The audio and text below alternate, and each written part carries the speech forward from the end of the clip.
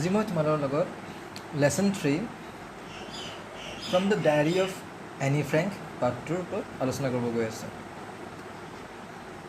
এতিয়া টাইটেলটো দিছে যে from the diary of Anne Frank, মানে কি যে এনি ফ্ৰেংক কোনোবা এজনী ছোৱালী আছিলে আৰু তাইৰ ডায়েৰী এখন আছিলে, আৰু ডায়েৰী মানে দিনপঞ্জী।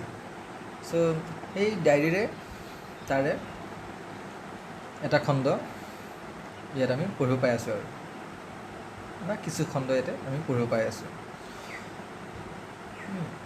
এতিয়া আমি চোৱা কি লিখা আছে। Do you have a friend with whom you share your innermost thoughts and feelings? যে তোমাৰ কোনো বন্ধু বা বান্ধৱী আছেনে যাৰ লগত তোমাৰ মনৰ কথা তুমি শ্বেয়াৰ কৰা, প্ৰকাশ কৰা? Do you note down your thoughts in a diary? তুমি কেতিয়াবা তোমাৰ মনৰ কথাবোৰ দিনপঞ্জীত লিখি যোৱানে? Discuss with the friend sitting next to you the advantages and disadvantages of writing a diary. তুমি তোমাৰ ওচৰত বহি থকা বন্ধু বা বান্ধৱীৰ লগত আলোচনা কৰিব লাগে কিহৰ বিষয়ে? যে ডায়েৰী লিখাৰ, মানে দিনপঞ্জী লিখাৰ এডভান্টেজটো কি বা ডিছএডভান্টেজটো কি, মানে সুবিধা বা অসুবিধাবোৰ কি? Now read about a 13-year-old girl called Annie Frank whose diary has become a classic. So এতিয়া আমাক পঢ়িব দিছে বা তোমালোক পঢ়িব দিছে যে 13 বছৰীয়া ছোৱালী এজনীৰ নাম কি আছিলে? Any Frank. আৰু তাইৰ ডায়েৰীখন ক্লাছিক হৈ গৈছিলে। মানে ক্লাছিক মানে কি হয়?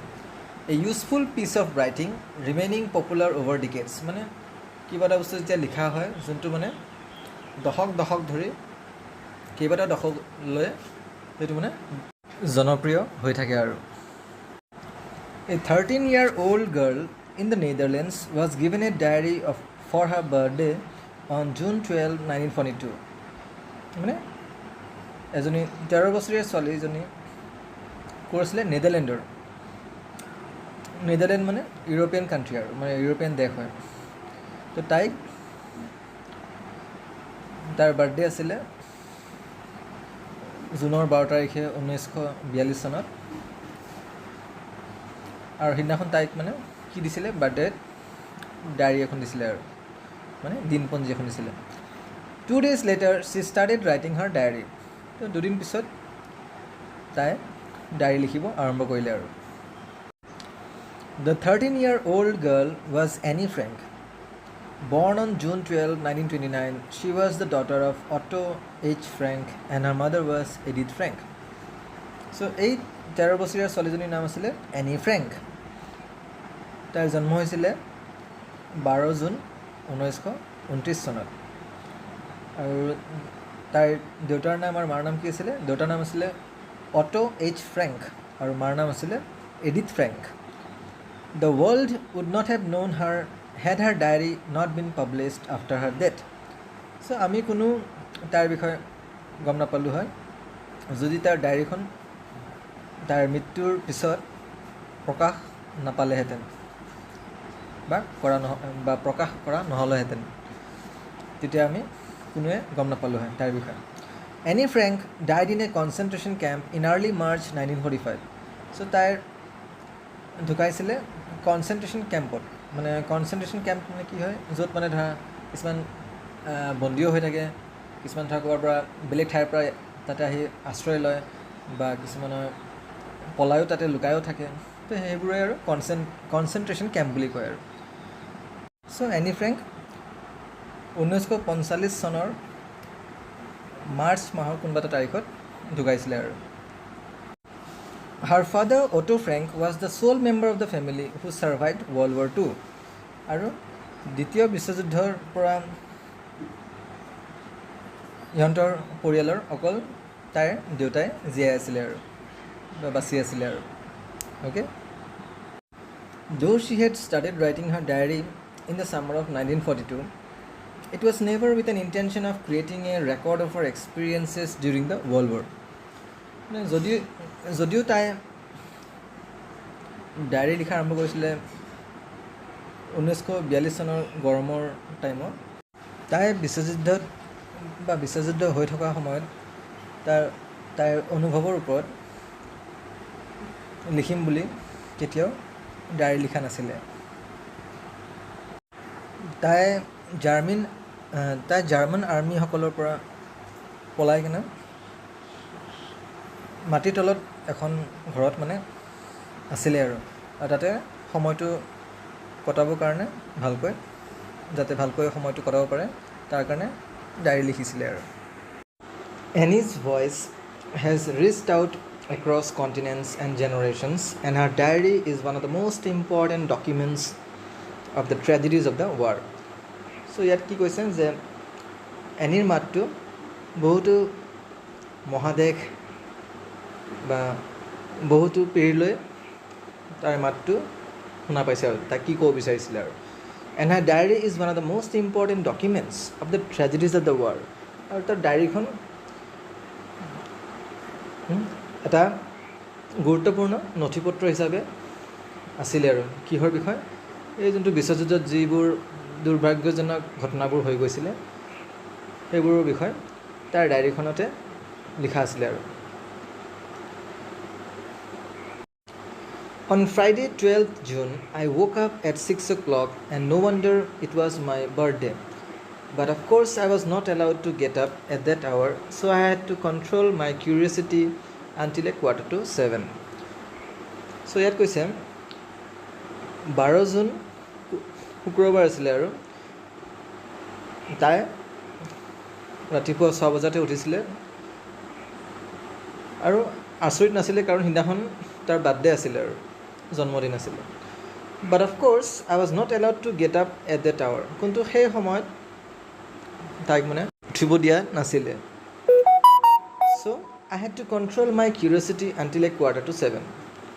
আৰু তাইৰ যোনটো এক্সাইটমেণ্টটো আছিলে কাৰণ সিদিনাখন তাইৰ বাৰ্থডে আছিলে, তাই 6:45লৈ ৰখিবলগীয়া হৈছিলে, মানে 6:45লৈ ৰখিবলগীয়া হৈছিলে। Then I could bear it no longer and went to the dining room where I received a warm welcome from Murti the cat. আৰু তাৰপিছত তাই বেছি আৰু ৰখিব নোৱাৰিলে, তাৰ ধৈৰ্য নাথাকিলে আৰু তাই তেতিয়া খোৱা ৰুমত গ'ল। তাতে তাক কোনে ৱেলকাম কৰিলে? মূৰ্তিয়ে ৱেলকাম কৰিলে আৰু। মূৰ্তি কোন আছিলে? তাইৰ মেকুৰীৰ নামটো মূৰ্তি আছিলে। Soon after 7, I went to Mummy and Daddy and then to the sitting room to undo my presents. তাৰপিছত 7টা বজাৰ পাৰ হৈ গ'ল। তাৰপিছত তাই মা আৰু দেউতাৰ ওচৰত গ'ল। তাৰপিছত য'ত বহি থকা ৰুম সেই তাতে গ'ল আৰু তাতে গৈ তাই কি উপহাৰ যিবিলাক পাইছিলে আৰু সেইবোৰ খুলিব ধৰিলে। The first to greet me was you, possibly the nicest of all. প্ৰথমতে তাক কোনে উইচ কৰিছিলে, তাক ৱেলকাম কৰিছিলে একচুৱেলি ইউ মানে ইয়াতে বুজাইছে তাইৰ ডায়েৰীখন যোন আটাইতকৈ ভাল আছিলে। Then on the table there was a bunch of roses, a plant and some peonies and more arrived during the day. আৰু টেবুলত কি আছিলে সেইবোৰ ক'লে যে গোলাপ ফুলৰ কুচা আছিলে, গছৰ পুলি আছিলে আৰু কিছুমান ফুল আছিলে আৰু বহুতো মানুহ দুপৰলৈ আহিছিলে আৰু মানে ইয়াতে ক'ব বিচাৰিছে যে আৰু দুপৰলৈ কিছু উপহাৰ পাইছিলে আৰু। I got masses of things from Mummy and Daddy and was thoroughly spoiled by various friends. So তাই আৰু বহুতো উপহাৰ পাইছিলে মা আৰু দেউতাৰ পৰা আৰু বেছিভাগ বস্তুবোৰ উপহাৰ পোৱা বস্তুবোৰ তাৰ বন্ধুসকলে বেয়া কৰি পেলাইছিলে আৰু নষ্ট কৰি পেলাইছিলে। Amongst other things I was given camera obscura, a party game, lots of sweets, chocolates, a puzzle, a brooch, Tales and Legends of the Netherlands by Joseph Cohen, Daisy's Mountain Holiday, a wizard book and some money. তো আৰু কি পাইছিলে সেইবোৰ কৈ আছিলে যে camera অবস্কুৰা পাইছিলে। Camera অবস্কুৰা কি হয়, এই আগতে মানে তোমাৰ ধৰা সেইটো কেমেৰাৰ নিচিনা আছিলে, তোমাৰ যেনেকৈ ধৰা বাহিৰৰ বস্তুবোৰ যেনে ভিতৰৰ কিবা স্ক্ৰীণৰ নিচিনা সেই তাতে চাব পাৰি আৰু, যোনটো আজিকালি আমি যেনেকুৱা আমাৰ কেমেৰাবিলাক আমি ইউজ কৰোঁ আৰু সেই কেমেৰাৰ নিচিনা আৰু। এই পাৰ্টি গেম খেলা বস্তু দিছিলে আৰু বহুত চকলেট দিছিলে, মিঠা বস্তু দিছিলে, কিবা তোমাৰ পাজল দিছিলে। পাজল মানে যেনেকুৱা হাতৰ ব্ৰুচ দিছিলে। ব্ৰুচ মানে কি হয় যে তোমাৰ কিছুমান সেই ৰঙীন ক্লিপ থাকে যে বা পিন, যোনবোৰ মানে কাপোৰৰ লগত পিন্ধিব পাৰি, সেইবোৰ বস্তু দিছিলে আৰু। Tales and legends of the Netherlands, আৰু মানে নেদাৰলেণ্ড দেশৰ কিছুমান গল্প আৰু আখ্যান সেইবোৰ ওপৰত দিছিলে আৰু সেই দেশৰ। জোচেফ কোহেনে লিখা ডেইজিছ মাউণ্টেইন হলিডে, এইখন এখন যাদুৰ কিতাপ আছিলে। এণ্ড চাম মানি, আৰু অলপ টকাও দিছিলে আৰু। Now I can buy the myths of Greece and Rome grand. তাই ক'লে এতিয়া বঢ়িয়া, তাই এখন এতিয়া কিতাপ কিনিব পাৰিব। সেই কিতাপখনৰ নাম আছিলে the myths of Greece and Rome. কিন্তু মিথছ মানে খালি কি হয়, যিবোৰ বিশ্বাস ধৰা বহুত আগৰ পৰাই মানে চলি আহি আছে আৰু। Then Liz came to fetch me and we went to school. আৰু তেতিয়া লাইজ আছিলে। লাইজ কোন হয়? লাইজ তাইৰ বন্ধুৰ নাম আছিলে, আৰু তাইৰ লগতে স্কুললৈ গ'ল। During break I stood every one sweet biscuits and then we had to go' back to our lessons. আৰু ব্ৰেক টাইমত মানে যেতিয়া চাগে টিফিন টাইমত হ'ব, সেই সময়ত তাই চবকে বিস্কুট খোৱালে আৰু তাৰপিছত আকৌ পঢ়া শুনাত লাগি গ'ল আৰু। Now I must stop, bye bye, we are going to be great pals. তো এতিয়া তাই ক'লে তাই এতিয়া ৰখিব লাগিব, আৰু বিদায় দিলে আৰু ক'লে যে ইহঁত ভাল বন্ধু হ'ব। তাইৰ লিখা আৰু এখন ডায়েৰী আমি পঢ়িব গৈ আছোঁ। এইটো ডেট হয় 20 জুন 1942, মানে 1942 চনৰ জুনৰ 20 তাৰিখ আছিলে আৰু। I have not written for a few days because I wanted first of all to think about my diary.